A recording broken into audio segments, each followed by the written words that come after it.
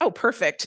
So, when I was asked to really think about what matters to me, what is something I value, what is my story, I really started thinking about these, what I'm going to call purposeful moments. So, moments in my life that have either imposed an identity on me or helped me choose an identity.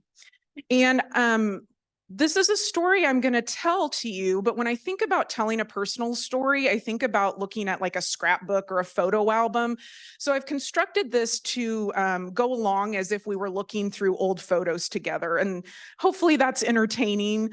But this quote by Soren Kierkegaard, I put up on the slide. One, I love quotes, so I always have those. But this was really meaningful to me, is particularly with this exercise, thinking about looking backwards. It's easy to see, oh, yeah, that's how that happened. That's how I got to this next step.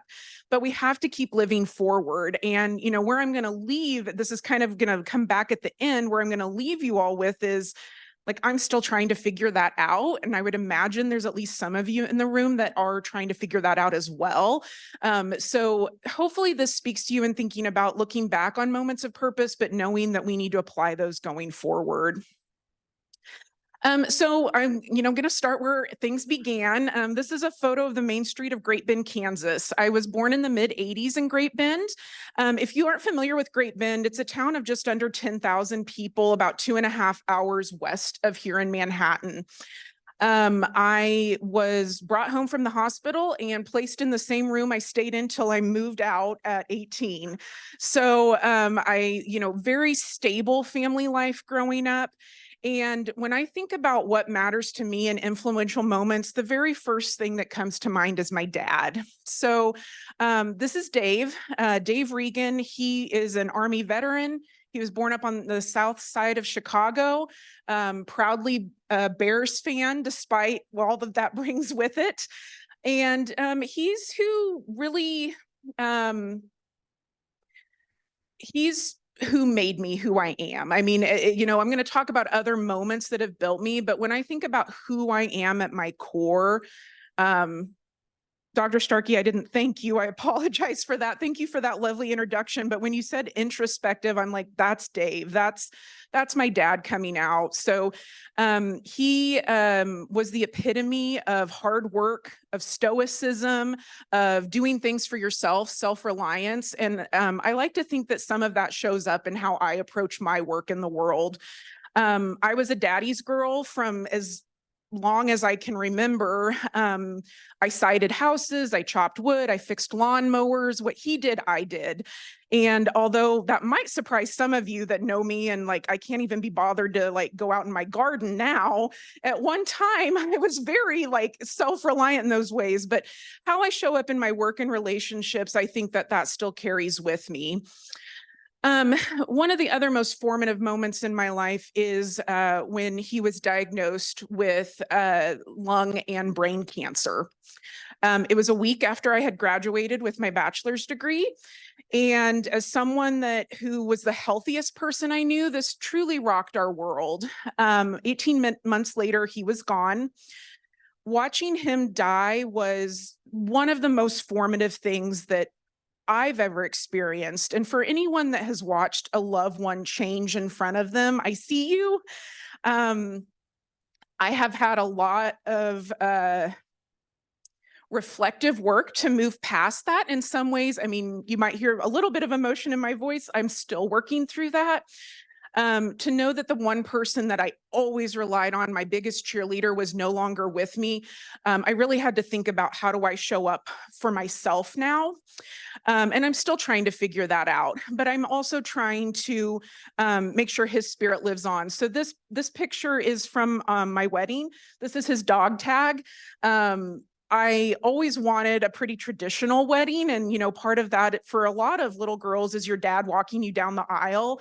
And that couldn't happen for me, but he was with me in spirit. And I promise it's not all sad stories, starting out a little bit hard, but he just truly was so formative into everything that I am, from his personality to his eyebrows. Like, I really have inherited a lot from him.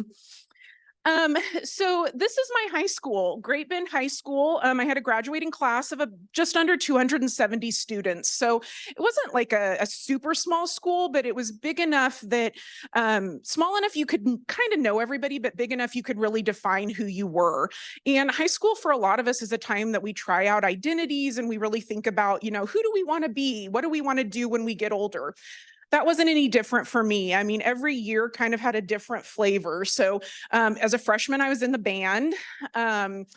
As a sophomore, I was on student council. And my junior year, I worked 2 jobs. And my senior year, I was on student newspaper. And each of those kind of gave me a little bit of flavor of what do I like, what do I not like, but nothing was really sticking. The one thing that did stick, I'm going to talk about on the next slide, but this was really a time of self-exploration. I was a very academic student. Schools come natural to me, and I really love learning. And that was something that was really cemented early on for me. One of the things that I did that kind of happened at the end of my school year is I was voted most likely to become president. And I still remember taking this photo and I was like, my hair is being so weird. But this was the first time I was, and although yearbook superlatives are silly, it really did kind of stick out to me like, wow, okay, like my peers kind of view me as somebody that could be a leader, or at least someone they know their name well enough to write on a ballot. So it felt good to be recognized in this way. And it was one of the first times that I started to feel like, okay, maybe there is something in there that I could take with me. So I mentioned a second ago, there was a lot of things that I was trying in high school and nothing really clicked. But one of the things, and when I think about what matters to me, one of the things that is at the top of my list is these 3 women. And one of them is watching online right now. 2 of them work in schools and they will watch when this gets posted online. I warned them last night. I hope they liked the photos I picked of them. But I met these 3 women in middle school, each in a different circumstance, just coincidentally sitting by them in class. But high school really forged our friendship together.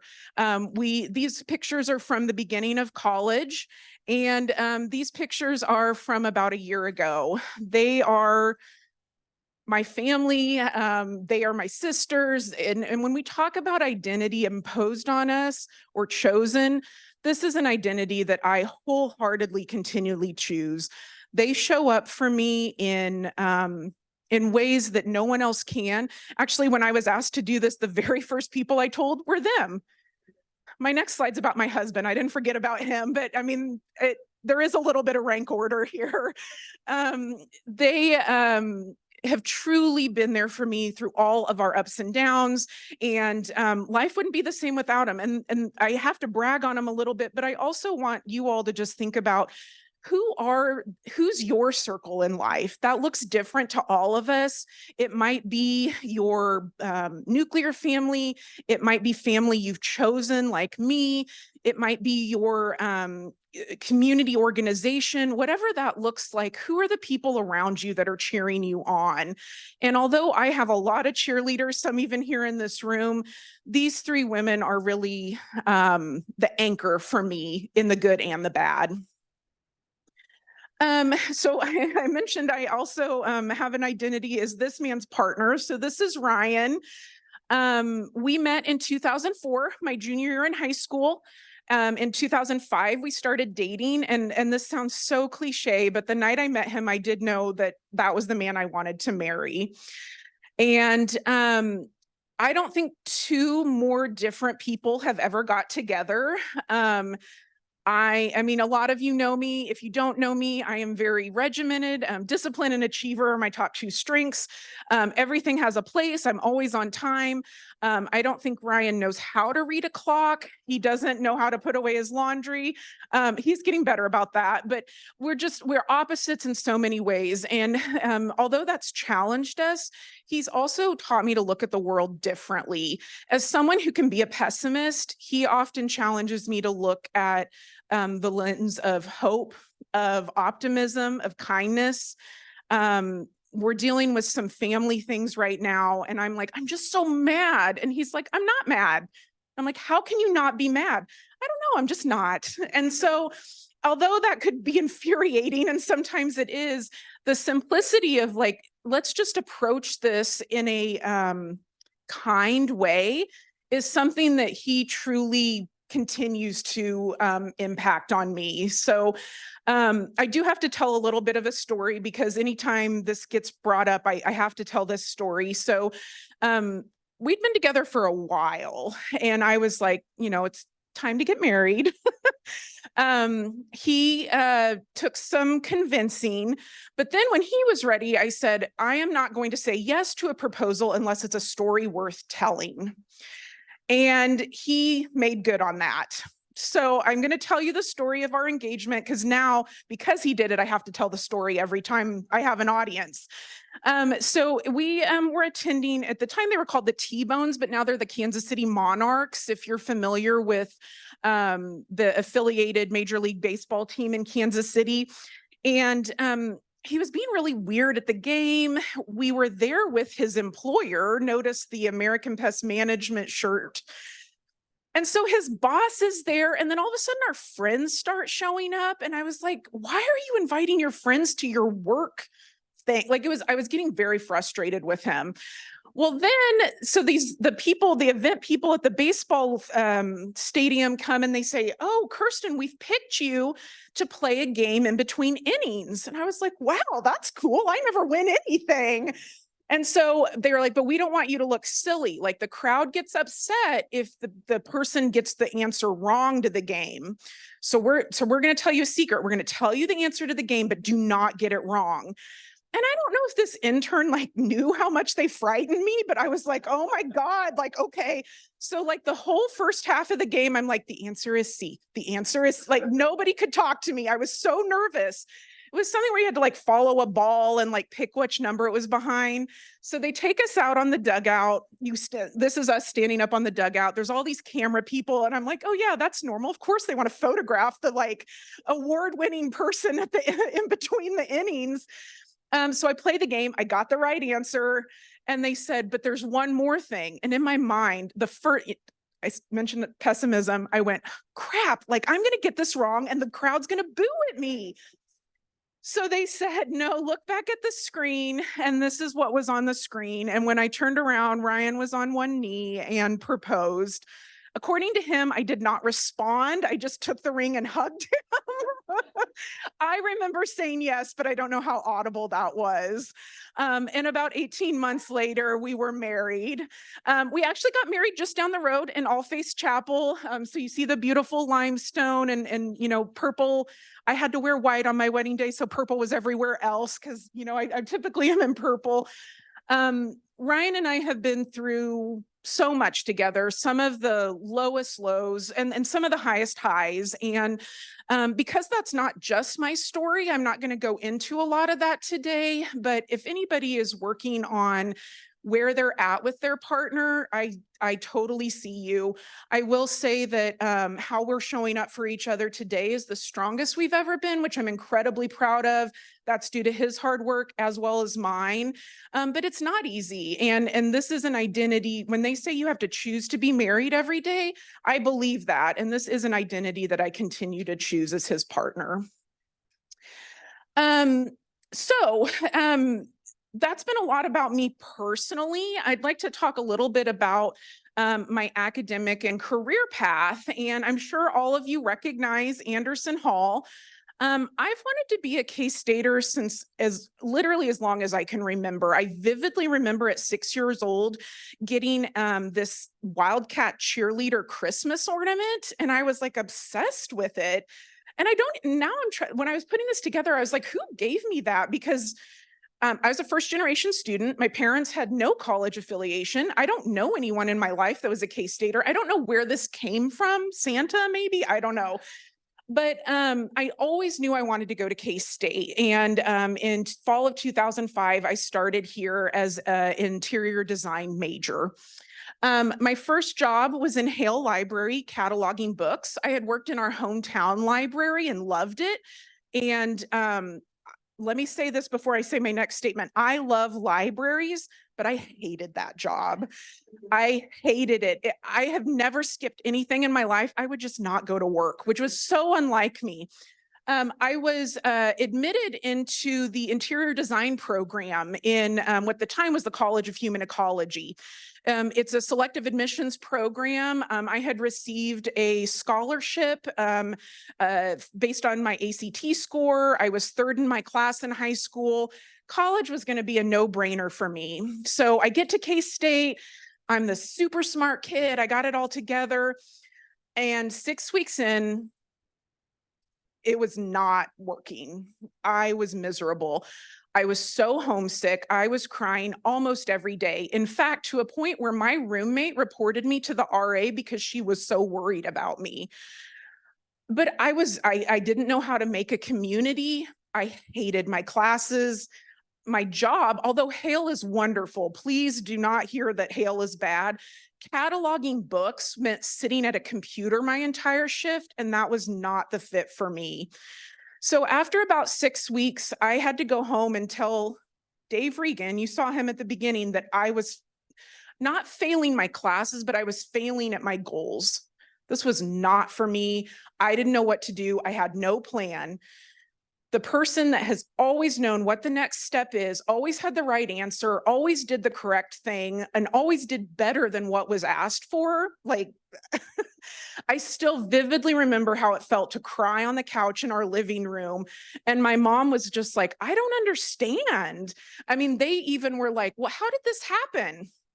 And I don't know if how it happened actually matters, but what it taught me was it's okay to maybe not follow the plan. And as much as that pains me to say it, because those of you that know me love a checklist, a plan, like that has got to be followed. It's okay to have to deviate. And it's okay to say, I need help. I don't know. This isn't working for me. So I pivoted into general human ecology because I had no idea what to do. I ended up graduating with a bachelor's degree in family studies and human services. And this must not, I did add a picture here, but I also got a leadership studies minor. And I received a letter when I was still in high school congratulating me on my ACT score and my scholarship to K-State. And there was an invitation in there to join Lead 212. I never in a million years had thought about this would be something I do, but maybe I was just riding high from that yearbook superlative of being the president. And I thought, yes, I will be a leader. I will do this. And so I enrolled in it. And the picture I had put on here was a picture of the Big 12 room in the Union, because I was in the program before this beautiful facility was built. And so the Big 12 room in the Union is where we did Lead 212. I tried really hard to find a picture of the building on Manhattan, but you've like scrubbed those from the internet. I could not find one because that's where some of my classes were too. And the leadership studies minor helped me listen to people that not only had I never listened to, I had never even heard from before. These were voices and experiences that I'd never been exposed to. I remember in Bob Shoup's ethics course, and he kind of challenged me one day, like, well, what makes you the authority on how someone else feels? And I was just like, oh God, like, I don't know. I'd never thought about that. So, although I was really struggling to figure out who I wanted to be, what's my job, what's my major, what's the next step, what college was really helping me do is how do I show up for people? And I knew, because cataloging books behind the computer was not for me, showing up for people is what needed to be in wherever I ended up. This is my first job. Tamara might, don't hate me, Tam, you look beautiful. So I graduated early. I had not really taken a lot of time to explore outside of my classes, and I didn't know what I wanted to do. And so David Thompson, who is still a faculty member here, recommended I go talk to Dr. Emily Linning in New Student Services, because she had been gracious enough to give internships before to people that frankly didn't know what they were doing. So I went and talked to Emily. She was so kind. She gave me an internship. And when I graduated in fall of 2008, she gave me a job. And event planning and working with prospective students was literally nowhere on my radar. I vaguely remembered my admissions rep calling my house during dinner and annoying my parents. But the prospect of recruiting students wasn't something that was anything on my radar. But this is the first summer of working with orientation leaders. That's where I met Tamara. That's where I met a lot of the people that really impacted who I was. And although recruiting students and event planning is not things that have spoke to my passion that I've continued on, where I fit into a team and how I showed up for people were things that Pat Bosco, Emily Linning, the people on this screen truly imprinted on me. The last identity that I need to talk about before I really go into my career is being an aunt. And although this identity was imposed upon me, it is the most important title I hold. I became an aunt on September 5th, 2013. To this little one with the glasses and the bluish hair. I was the cool aunt that took her to get her hair dyed, by the way. And my most recent niece was born this April. They teach me to be, I don't know, Ryan and I chose long ago to not have children, and I didn't really ever think kids would have a place in my life. But honestly, I could spend the whole hour talking about these guys. So if there's time for Q&A, feel free to ask anything about them. They are not only teach me how to show up differently, but help me think about what do I want to shape the world to look like for their future. Because although I don't have my own children, the choices I make, the way I vote, the way I invest directly is going to impact the future they live in. And that's really, when I think about what matters to me, it's on this slide. Isn't she cute? This is kind of the last part of the talk I want to talk about is really about K-State and my career at K-State and a little bit about K-State Salina. So I talked about I've been a Wildcat since as long as I can remember. This is a picture of me graduating with my master's degree. This is a picture from AUVSI, which is the International Conference for Uncrewed Aircraft Systems. They have a large focus on education. These two photos were taken pretty proximate to each other, and it was a really kind of pivotal time for me thinking about I can have an influence through education regardless of the industry I'm in. I'll talk about this briefly at the end, but I don't know if higher ed is where I want to be long term. But the emphasis on education is where I know that I can shine. And the juxtaposition of the formality of higher education with the emphasis in education in this emerging technological field really spoke to me to know I can have that educational impact regardless of where I'm going to end up. In 2013, we moved to Salina. My husband went into the Uncrewed Aircraft Systems program on the campus, so that's what took us to Salina.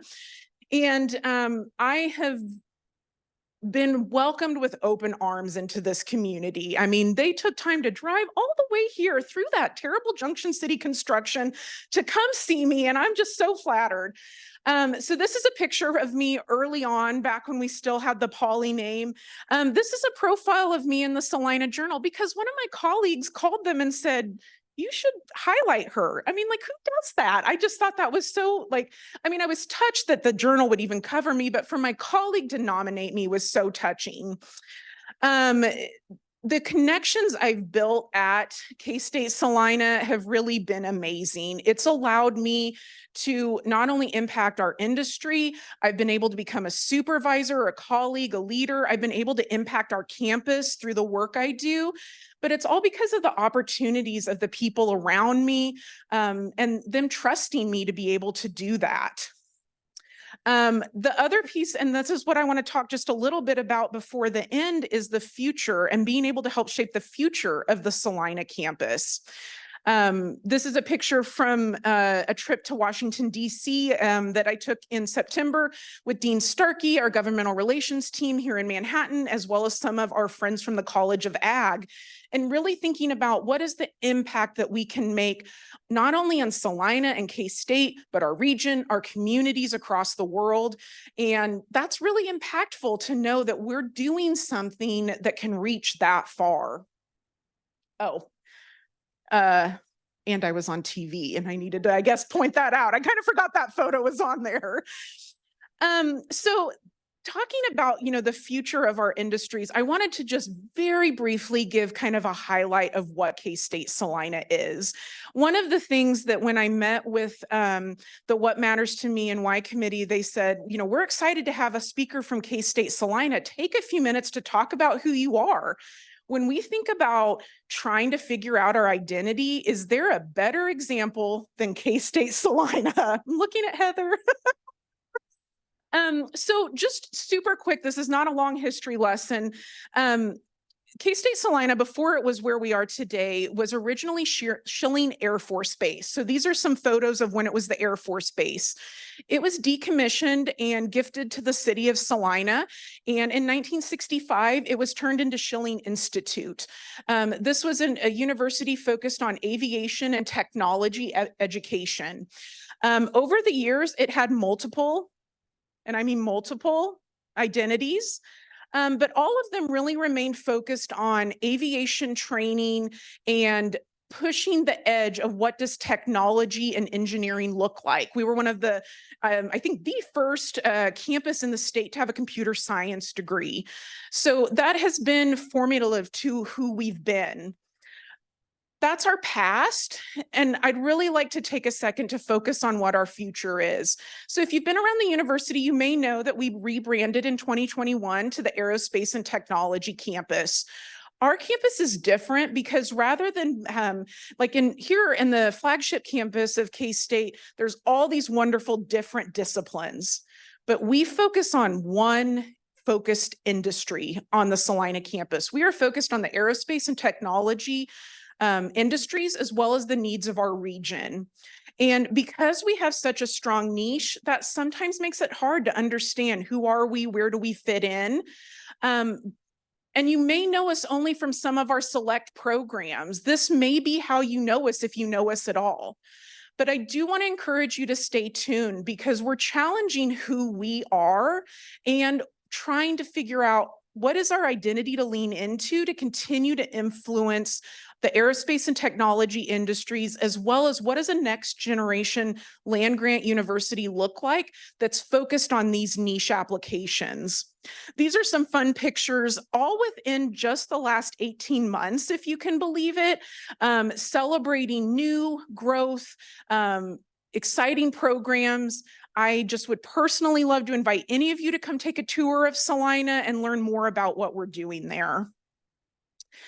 I'm starting to run a little shorter on time, so I'm going to kind of end with my closing thoughts.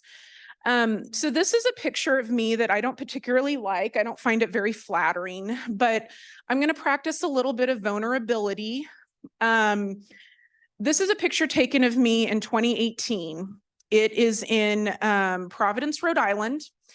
It was the very first time I traveled out of state all by myself. I was going for a work conference, but I did not know anybody there. I've never been to this part of the country.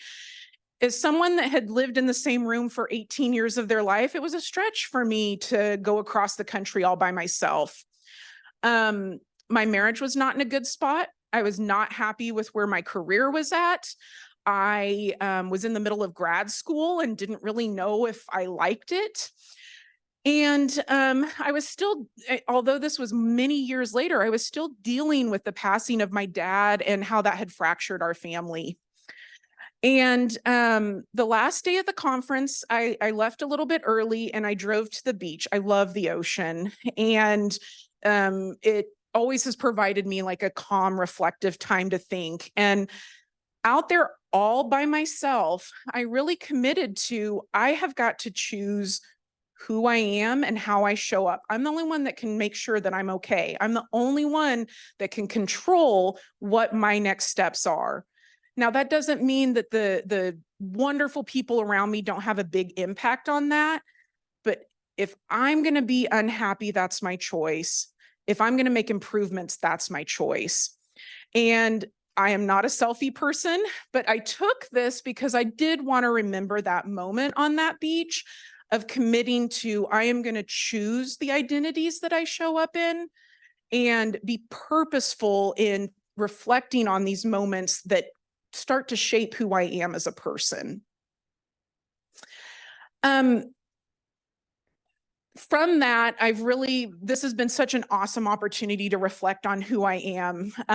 Some of the identities that I hold are, I will always be a daddy's girl. I am a friend and a sister. I am a wife. I am a lifelong learner. I cannot go an hour about talking about what matters to me without talking about Charlie. This is our dog. He just turned 14 on Sunday. So he had to get a spot somewhere in the slideshow. I'm a colleague. I am a boss. I am a leader on our campus. I'm an aunt. And I'm a wildcat, which is something that might sound a little hokey, but that's really when I come down to it, where it's at. So in closing, I wasn't told to give assignments, but I'm going to just encourage everybody to really think about, this is where you are. And if you remember the quote from the beginning that, thinking about life backwards, like, what are those moments that have really resonated with you? As someone who does not like self-reflection or talking about themselves, I'd encourage you to go through this exercise. What story would I tell to people? What moments do rise to the top and why? And when you do that, I'd love to leave you with this quote from Lovey. If you do not subscribe to Lovey's newsletters or Instagram feed, I would highly recommend her. But really thinking about, it doesn't matter what you do, but how you show up, because we can all make an impact, whether it's for our nieces and nephews, whether it's for our children, our partners, whether it's for our communities or our K-State colleagues. Choosing your identity does have impact, and it will help you as you think about those purposeful moments. Thank you so much for taking time to listen to me today. I cannot stress enough how humbled I am that you would all take time to listen to me. We do have time if anyone has any questions or comments, or I'd love to hear any thoughts that maybe were spurred for you. I also respect that everybody's got a lot of time commitments, so if you need to jet out, thank you so much for your time today.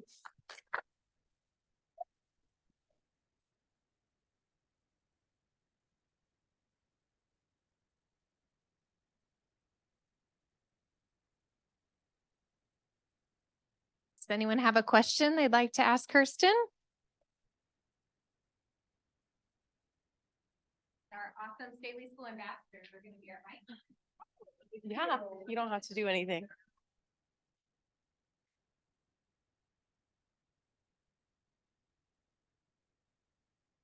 This may have been gone over when you were introduced, but could you reiterate or maybe tell us if it wasn't your degrees? What are your Absolutely. Yeah. Thank you for asking. So I earned a Bachelor of Science in Family Studies and Human Services with a Leadership Studies minor in in December of 2008. And then my master's degree is in Adult Learning and Leadership, and I have a Leadership Dynamics certificate. I earned that in May of 2019. And I'm flirting with a PhD option right now, but it's still very early on to know where that's going to go.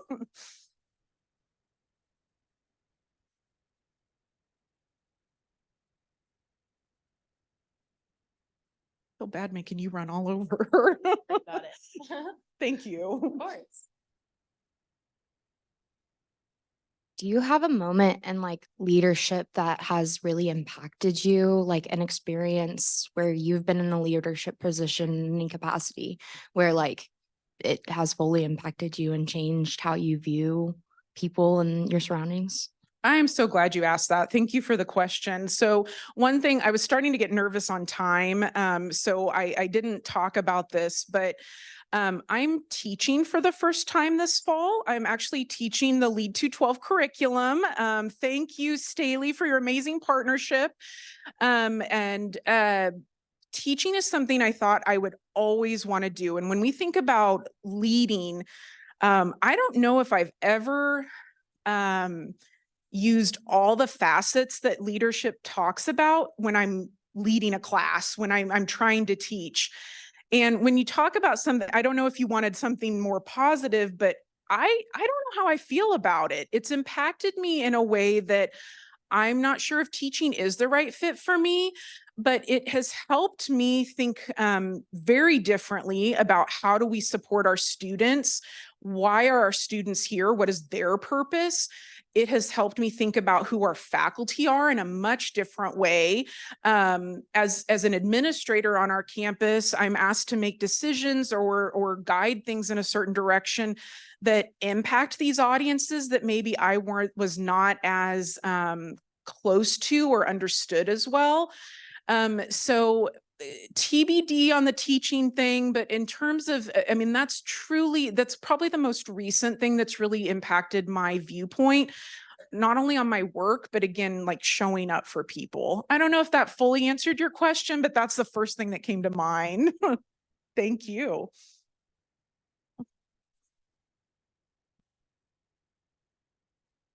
We have a question from the chat online where we've got about 50 people watching in.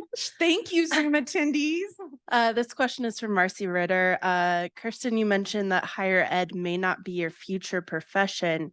What are you passionate about that might shape a future direction? Oh, Marcy, asking the tough questions. So, I mean, to be honest, that's really where I'm at right now. So I'm trying to think about what identity to choose. I talked about, I didn't know what to do after I graduated college. And although I'm eternally thankful for the opportunity that Dr. Thompson encouraged me to take with New Student Services, I will say my career path has been a little bit of falling upwards in that I've liked it enough, and then there's been another opportunity. And as I really have tried to start stepping back this fall, my theme has been discomfort for the sake of growth, intentionally putting myself in uncomfortable situations. Case in point, standing here today, talking about myself. And trying to figure out what does that look like. So Marcy, to try and answer your question, I know it's people oriented. I want it to have some flair of education, development, growth. I believe that an educated population is a productive and healthy population. But I'm wondering, I'll just be totally frank right now, I'm wondering how much impact I'm actually having with those things in the bureaucracy of higher education. And I truly applaud the work that's being done here as we try and reinvent what this institution is. But I'm just wondering if my impact could be made more purposefully in a different area. In terms of role, industry, title, I have no idea. I might come back in a decade and still be doing this, but I really, have wanted to, as the quote on the screen says, is to think about what can I uniquely do to save the world is really where I'm trying to reflect right now. So I appreciate that question, even though I don't have a very good answer for it yet.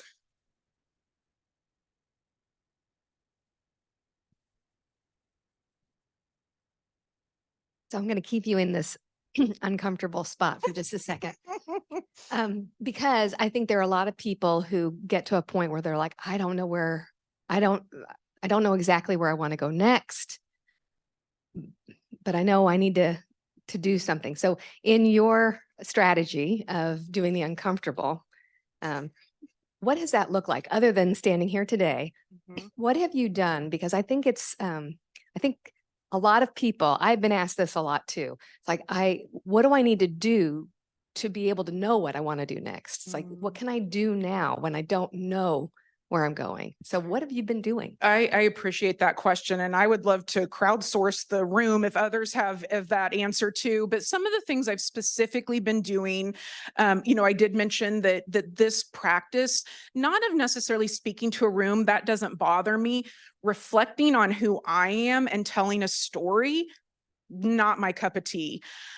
Teaching was a huge jump for me. And so although not everybody might be wanting to or even able to jump into a classroom, asking for a stretch assignment, what is totally outside of your comfort zone, that you can do in your job that you think could have impact, that could have inklings of something, and really taking time to think about, what do I like and what do I not like? So, verdict's still out on where I land with teaching. I know what I've liked about it. I can list a lot of what I have not enjoyed. And so I think that purposeful reflection is important. So one of the other things that I'm doing is trying to choose to work or at least have a conversation with people I don't know. And not even like, oh, I want to be where they are, because I don't know that, but like, I don't know this person. I don't know their story. I don't know their choices. And I ask them, what do you like? What do you not like? What do you think could be better? Doing that partially has been afforded to me in my current role as chief of staff, understanding our employee body at Salina. But I started to really think this is shaping how my mind is working, because when, a faculty member that works fully remotely tells me, I love the flexibility, I love seeing the student development, I like seeing from week to week how they're growing, I'm like, ooh, I would like that too. And then I get in the classroom, I'm like, that's not resonating for me. So, how is that different for them than me? So I think that, I guess the point I'm trying to make is stretch activities, but also in just engaging in conversation. It doesn't have to be an interview. It doesn't have to be with someone you aspire to be, but just reaching out to say like, hey, I don't really know anything about who you are or your role. Can we just go to coffee? Can you tell me what you're liking or what you're not? And then thinking about, does any of that fit me? As KLC and Staley say, like, maybe I'll rent it, but I'm not ready to buy it. And I think that renting some things this fall has really helped me with that.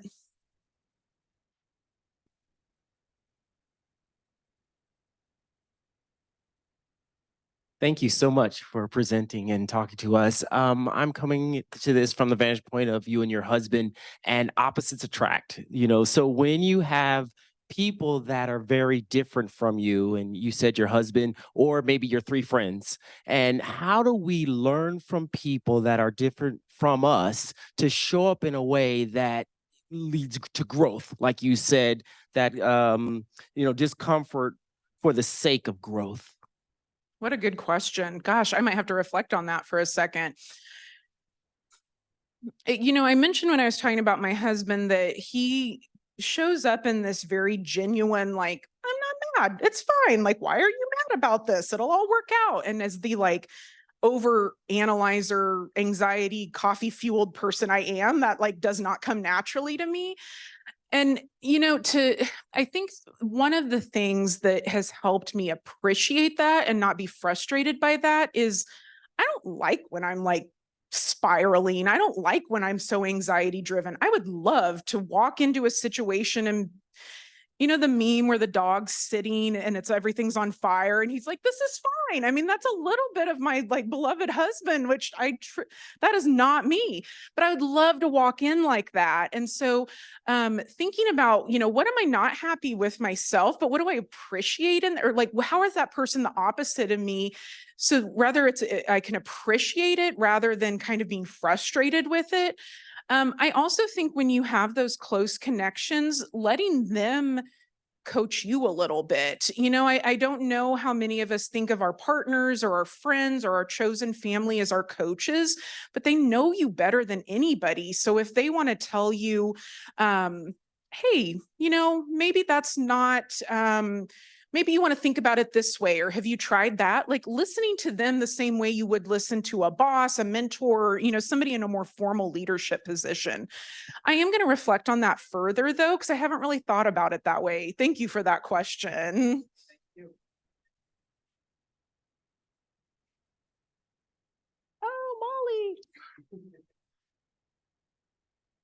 From somebody way back when you were a young professional. Dun, dun, dun. I do see some young faces out here in the crowd. So my memory of you was somebody that was a young professional that was, trying to find their way. And like, I feel like the presentation you gave today shows that you've had a pretty good work-life balance over the years. But I'm wondering for some of the young people in the room, if there were moments in time where you felt like you really had to make a decision about work-life balance and how your career was going to impact your personal life that you can share with us. Oh, Molly, it's like we did work together at one point. Thank you so much for that question. Yeah, that is not something I'm skilled at. And I mentioned briefly that we're going through some family situations right now. And I was talking to Dr. Starkey about it a few months ago, and I was like, well, I cope by working. So like, I'm just going to keep doing this forever and ever. And she's like, I'm seeing that might be a problem.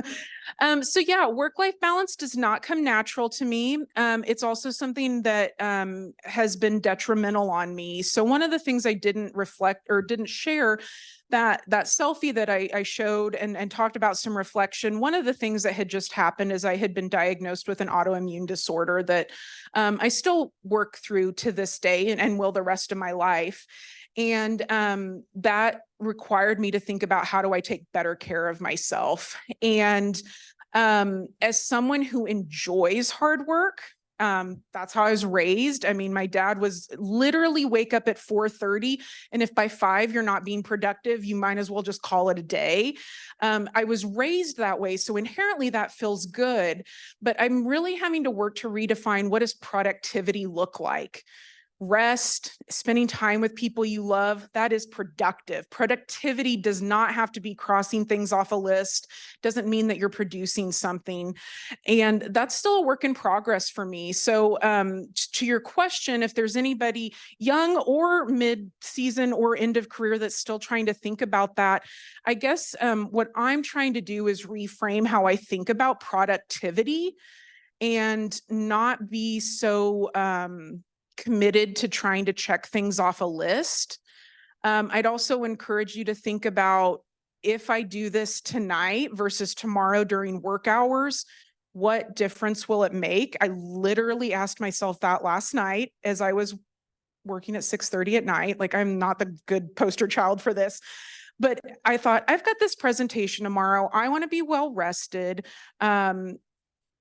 What difference would it make if I just waited and did it tomorrow? And you know what? I did it at 9 o'clock this morning, and we're all still here and everything's still running. So I'm a work in progress, but your job needs you, but the world needs you more. And so, continuing to think about not just your work identity. Work's not your only identity. That was my title, like on the slide when you introduced me, but I hope I demonstrated I'm so much more than that. And I know everybody else in this room is too. So yeah, think about, who are your identities and what is the most important one when you're thinking about work-life balance? Thank you for that question. Well, so that we also practice taking care of ourselves. We'll end right at 1:30 and maybe sprint to wherever you're gonna go, but let's give Kirsten a big Thank you so much. Enjoy your breaks. Be on the lookout. Our next speaker will be happening at the end of January, so we hope you'll join us. Thank you.